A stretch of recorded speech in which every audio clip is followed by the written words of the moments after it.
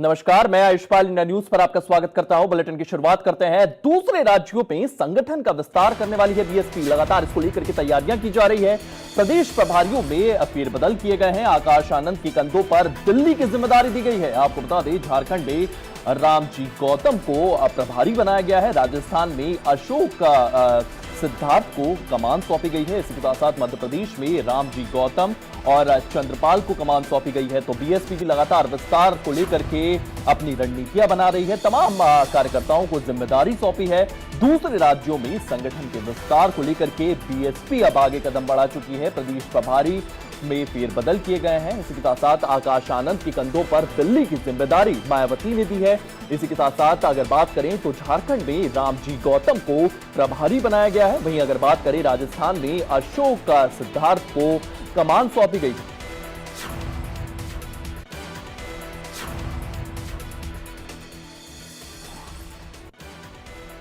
और इसी खबर को लेकर के हमारे सहयोगी मोहम्मद शबाब हमारे साथ मौजूद हैं। शबाब, इस खबर को लेकर के क्या कुछ जानकारियां सामने आ रही है? क्योंकि समाजवादी पार्टी भी लगातार विस्तार की बात कर रही है और बीएसपी की बात करें तो उन्होंने भी विस्तार को लेकर के तमाम प्रभारी जो है वो नियुक्त कर दिए। चाहे मध्य प्रदेश की बात हो, राजस्थान की बात हो, तो पार्टी अब एक राष्ट्रीय एजेंडा लेकर चल रही है और अभिषेक बैनर्जी के हाथ में उसकी कमान दी गई है। बिल्कुल, देखिए, कल की जो राष्ट्रीय कार्यकारिणी की बैठक हुई थी, उस बैठक में इन तमाम बिंदुओं पर चर्चा हुई थी कि कैसे पार्टी का विस्तार किया जाए, कैसे खत्म होते संगठन पर फोकस किया जाए, कैसे जो बसपा का कोर वोटर था उसे वापस पार्टी में जोड़ा जाए। जो चीजें बसपा को दिख रही हैं उनके डाउनफॉल के लिए, उन पर बेहतरी के साथ काम किया जाए। उसी कड़ी में ये काम, जो जिम्मेदारियां हैं वो सौंपी गई हैं। हालांकि आकाश आनंद के कंधों पर जो जिम्मेदारियां थी पिछले चुनावों में वो राजस्थान और पंजाब जैसे राज्यों की थी, लेकिन अब उनके कंधों पर दिल्ली की जिम्मेदारी है। ये अपने आप में बड़ा महत्वपूर्ण हो जाता है, क्योंकि दिल्ली में एक बड़ा vote bank Bahujan Samaj party का है। तो ऐसे में आकाश आनंद क्या करेंगे, ये देखने वाली बात होगी।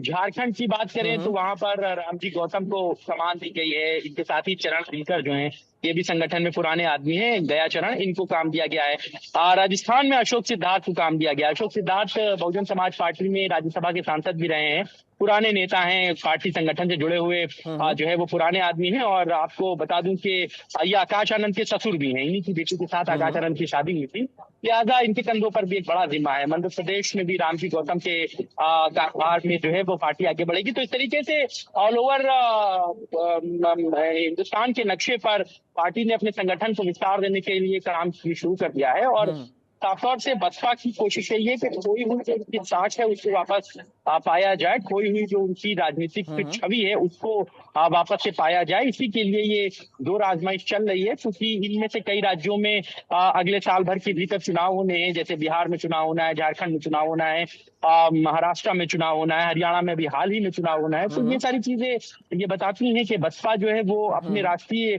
स्तर के खोए हुए दर्जे को वापस से पाने की जोर आजमाइश में जुटी हुई है। उसकी कोशिश ये है कि जो उसका कोर वोटर था, जो उसे छिटक के दूसरी पॉलिटिकल पार्टियों में चला गया था, उसको वापस से पार्टी में जोड़ा जाए, उनको संगठन में जोड़ा जाए। इसी के लिए पार्टी ने जनसंपर्क अभियान बनाने के साथ ही लोगों को ज्यादा से ज्यादा तादाद में पार्टी से जोड़ने पर भी फोकस किया है। शबाब साहब, लगातार इसको लेकर के पार्टी के साथ जोड़ने के प्रयास किए जा रहे हैं, लेकिन अगर आपको देश जीतना है तो सबसे पहले आपको अपना गढ़ जीतना होगा, अपना घर जीतना होगा। और कहीं ना कहीं यूपी में जिस तरीके से बीएसपी के हालात हैं, कहीं ना कहीं सबसे पहला फोकस यूपी में होना चाहिए। जिस तरीके से विस्तार की नीतियां बनाई जा रही है, देश भर में पार्टी को पहुंचाने की नीतियां बनाई जा रही है, कहीं ना कहीं पहला फोकस उत्तर प्रदेश पर होना चाहिए।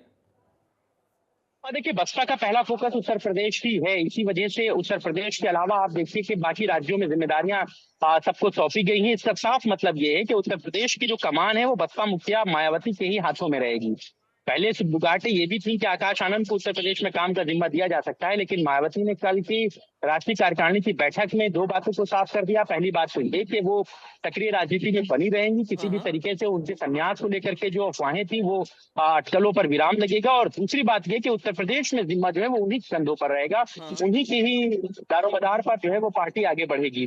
तो उत्तर प्रदेश में मायावती खुद कमान संभाले हुए हैं। बाई इलेक्शन में मायावती और बसपा के लिए बड़ी चुनौतियों का विकट समय है कि वो कैसे इनको पार पाती हैं। नो डाउट आप अगर उत्तर प्रदेश की रीजनल पार्टी है तो आपको पहले उत्तर प्रदेश प्रदेश में अपने काम को बेहतर करना होगा। लेकिन चूंकि राष्ट्रीय स्तर का दर्जा प्राप्त होने के बाद पार्टियों को बड़े लेवल पर बड़े फायदे होते हैं, जैसे राज्यसभा सांसद और तमाम दूसरी चीजों के फायदे मिलते हैं। और इसमें किसी भी पार्टी के लिए जीतना जरूरी नहीं होता, उसके लिए वोटिंग परसेंटेज मायने रखता है। उदाहरण के तौर पर मान लीजिए कि बहुजन समाज पार्टी महाराष्ट्र में चुनाव लड़ती है, उसका कोई भी विधायक ना जीत पाए, लेकिन उसके पास एक मत का जो प्रतिशत है वो अच्छी संख्या में पहुंच जाता है, तो फिर उसके लिए राष्ट्रीय पार्टी बनने की तरफ जो दरवाजे खुल जाते हैं। इसी तरीके से 4 से 5 राज्यों में चुनाव लड़ना, वहां पर बेहतर परफॉर्मेंस करना जरूरी होता है।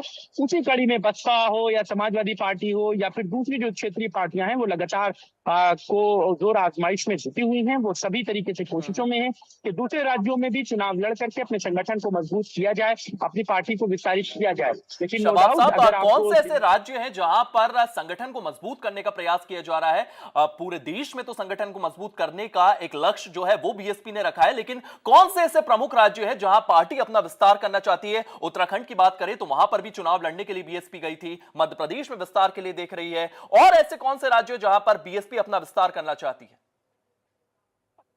क्योंकि पूरे उत्तर प्रदेश ही नहीं बल्कि पूरे देश भर में दलित मतदाताओं की संख्या बहुत बड़ी संख्या है।